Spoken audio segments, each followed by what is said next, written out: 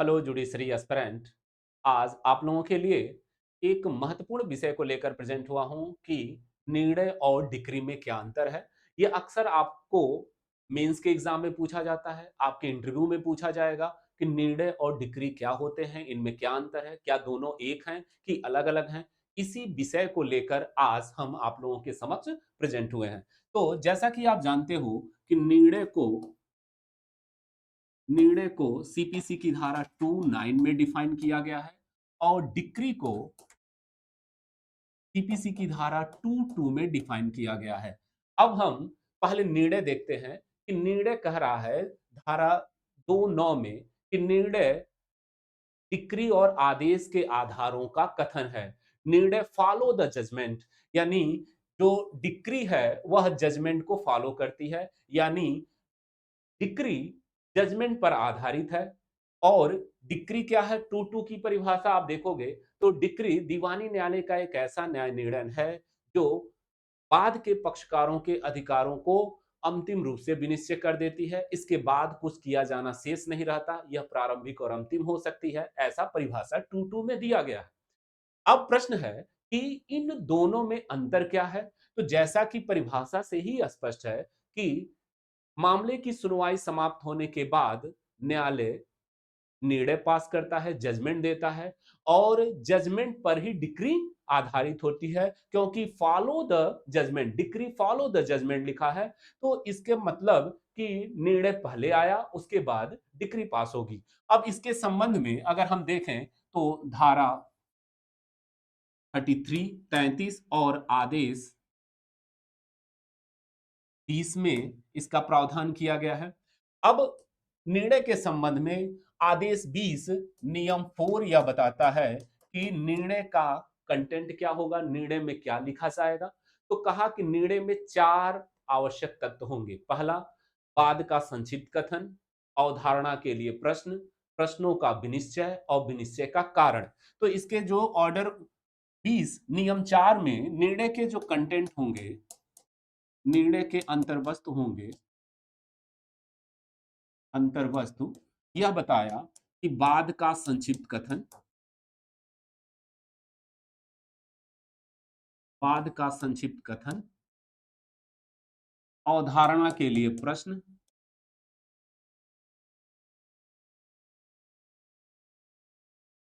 के लिए प्रश्न, प्रश्नों का विनिश्चय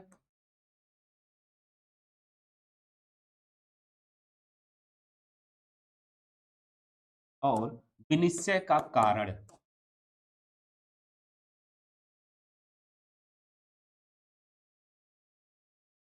यह जो है यह जजमेंट में लिखा जाएगा और आदेश 20 नियम 4 बताता है कि ये जजमेंट के कंटेंट होंगे। और जजमेंट जब मामले की सुनवाई समाप्त हो जाए तो सुनवाई समाप्त होने के 30 दिन के अंदर जजमेंट कोर्ट सुनाती है। और अगर वो 30 दिन के अंदर नहीं सुना पाती तो वह कारण उल्लिखित करते हुए वह समय सीमा को 90 दिन तक बढ़ा सकती है। और वह जजमेंट का प्रारूप क्या होगा, तो बाद का संक्षिप्त कथन, अवधारणा के लिए प्रश्न, प्रश्नों का विनिश्चय और विनिश्चय का कारण। यह जो है जजमेंट के कंटेंट हैं। और अगर जजमेंट लघु वाद न्यायालय के द्वारा सुनाया जाता है, लघु वाद न्यायालय, तो यह अक्सर इंटरव्यू में पूछा जाता है कि क्या लघु वाद न्यायालय अपने निर्णय में कारण को बताएगा, तो नहीं। आदेश 20 नियम 4 यह कहता है कि जब लघु वाद न्यायालय स्मॉल क्लॉजेस कोर्ट जजमेंट सुनाएगा तो उसमें वाद का संक्षिप्त कथन और प्रश्नों का विनिश्चय, यही दो एलिमेंट होंगे निर्णय में, यानी वाद का संक्षिप्त कथन और प्रश्नों का विनिश्चय। यह दो कारण, दो लघु वाद न्यायालय में के जजमेंट में होगा। यानी जजमेंट में लघु वाद न्यायालय अगर जजमेंट सुनाएगा तो विनिश्चय का कारण देना आवश्यक नहीं है। ये अक्सर इंटरव्यू में प्रश्न पूछा जाता है और प्रारंभिक परीक्षा में भी आपसे ये प्रश्न पूछा जाएगा। तो ये तो जजमेंट हो गए। अब निर्णय और डिक्री में अगर हम अंतर देखें तो डिक्री का भी प्रारूप आदेश 20 नियम 6, आदेश 20, आदेश 20 और नियम 6 में दिया गया है। यह जो है बताया कि डिक्री के लिए क्या कंटेंट होंगे, डिक्री के क्या फॉर्मेट होंगे, तो ये उसमें दिया। लेकिन अब प्रश्न है कि डिक्री और जजमेंट में अंतर क्या है? तो जैसा कि परिभाषा से ही स्पष्ट हो रहा है कि डिक्री के पहले निर्णय पास होता है और निर्णय के बाद डिक्री पास होगी।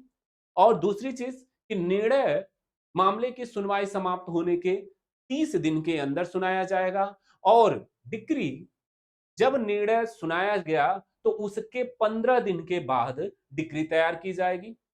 और डिक्री में कारण का लिखना आवश्यक नहीं है, जबकि जजमेंट में कारण देना आवश्यक है, रीजन देना आवश्यक है कि न्यायालय यह जजमेंट क्यों सुना रहा है, क्यों इस निष्कर्ष पे पहुंचा, इसका कारण देना आवश्यक है, जबकि डिक्री में ऐसा कारण देना आवश्यक नहीं है। दूसरी चीज कि जजमेंट की अपील नहीं होती बल्कि डिक्री की अपील होती है। और डिक्री अगर समझौते पर आधारित नहीं है तो प्रत्येक डिक्री की क्या होगी, अपील होगी। तो ये अंतर है जिस पर आधारित। और दूसरा अंतर आप कह सकते हो कि निर्णय में कोई प्रकार नहीं दिया गया, निर्णय एक ही प्रकार का होगा। और जबकि डिक्री के प्रकार 2 के स्पष्टीकरण में भी दिए गए हैं कि डिक्री प्रारंभिक हो सकती है, अंतिम हो सकती है, या अंशतः प्रारंभिक या अंशतः अंतिम हो सकती है। और डिम्ड डिक्री ये डिक्री के प्रकार हैं, जबकि निर्णय का ऐसा कोई प्रकार नहीं है। लेकिन आपको मेन अंतर आपको यह जानना है कि डिक्री में कारण का उल्लेख करना आवश्यक नहीं है कि न्यायालय किस कारण से यह डिक्री पास कर रहा, ऐसा नहीं। कारण हमेशा जजमेंट में होगा। और वो भी अगर लघु वाद न्यायालय जजमेंट दे रहा है तो उसमें कारण का उसमें भी उल्लेख करना आवश्यक नहीं है। केवल सामान्य न्यायालय जो लघु वाद न्यायालय नहीं है बल्कि सिविल जज जूनियर डिवीजन है या सिविल जज सीनियर डिवीजन है या जिला न्यायालय है, तो वह कारण को लिखेगा अपने जजमेंट में और उसके बाद निर्णय सुनाएगा। और निर्णय सुनाने के 15 दिन के बाद डिक्री तैयार होगी और डिक्री की अपील होती है, न कि जजमेंट की अपील होती है। तो यह एक महत्वपूर्ण प्रश्न है जो अक्सर आपके इंटरव्यू में पूछा जाता है कि निर्णय और डिक्री में क्या अंतर है? क्या निर्णय में कारण का बताना आवश्यक है? क्या डिक्री में कारण का बताना आवश्यक है कोर्ट को? तो इससे स्पष्ट हो गया कि डिक्री में कारण का बताना आवश्यक नहीं है, जबकि केवल जजमेंट में कारण का उल्लेख किया जाएगा और यह जजमेंट के आवश्यक एलिमेंट हैं। इसी को ही जजमेंट के प्रारूप में उल्लेख करेगा। तो इसी इंफॉर्मेशन को देने के लिए मैं प्रेजेंट हुआ था। यह इंफॉर्मेशन कैसा लगा? कमेंट करके बताएं। धन्यवाद।